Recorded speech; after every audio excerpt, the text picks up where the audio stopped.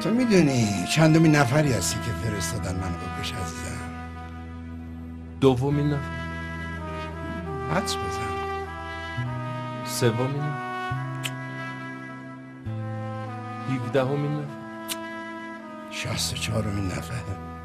به به. حدس بزن. این چیو؟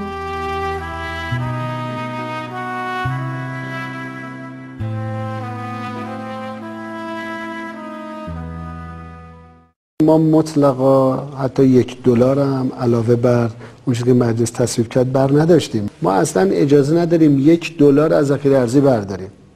$1 هم جابجا نشد.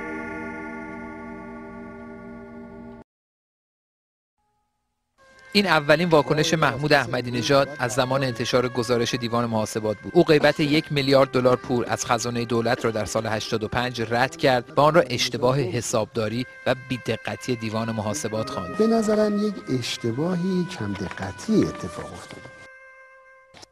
دیوان محاسبات این گفته ها را برنتابید و با شبهه آمیز خواندن اظهارات رئیس جمهور خواستار آن شد که حسابدارانش بتوانند در تلویزیون ایران راجع به این $1 میلیارد گم شده به افکار عمومی توضیح بدهند.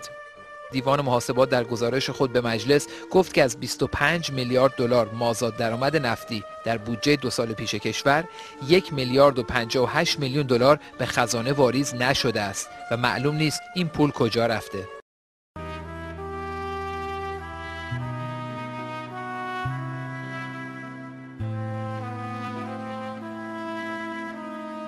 انتظار مجلس شورای اسلامی که به نظر من انتظار به حقی است این است که دولت اصولگرا نمونه ای از یک دولت قانونمند و قانونگرا باشه. اما مخالف اینیم که دولت قانون رعایت نکنه، ولی به هر حال مجلس قانون رو مشخص کرده. ما نباید قانون رو دور بزنیم. ما کارمون همش قانونی انجام میشه. ما نباید قانون رو دور بزنیم. آفتاب یزد تیتر بزرگ خودش که خیلی طولانی هم هست به این موضوع اختصاص داده که رئیس مجلس میگوید که باید دولت مجوز میگرفت و وزیر نفت میگه والا من 4 بار با آقای رئیس جمهور گفتم. نمایندگان مجلس ایران وزیر نفت این کشور را به مجلس فراخواندند تا در مورد آنچه قانون شکنی بزرگ توصیف کردند به نمایندگان توضیح بدهد. این نمایندگان میگویند دولت بدون مجوز مجلس و با نقض قانون بودجه بنزین و گازوئیل وارد کرده است.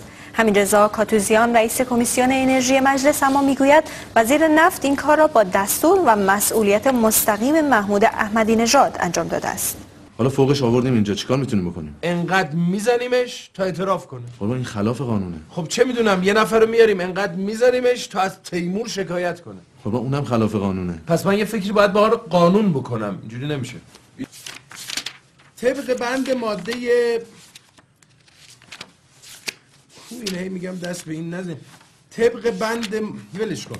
طبق قانون بنده شما رو به 11 سال حبس محکوم میکنم. الان فهمیدی چی شد؟ بله. لذت میبری برخورد با مجرم رو آدم هضم میکنه. به به. جناب سران جسارتا صدور و حکم کار ما نیست. ما فقط ضابط هستیم. این دادسرا رو برای جرائم سنگین‌تر ما گذاشتیم. اعدام خواستم کسی رو بکنم میفرستیم دادسرا. اینجور مجازات ها رو خود من انجام میدم. دیگه جناب سران کل محله به هم ریخته. مردم شاکی هستند. کل محله به هم ریخته. مردم شاکی هستند. مردم شاکی هستند.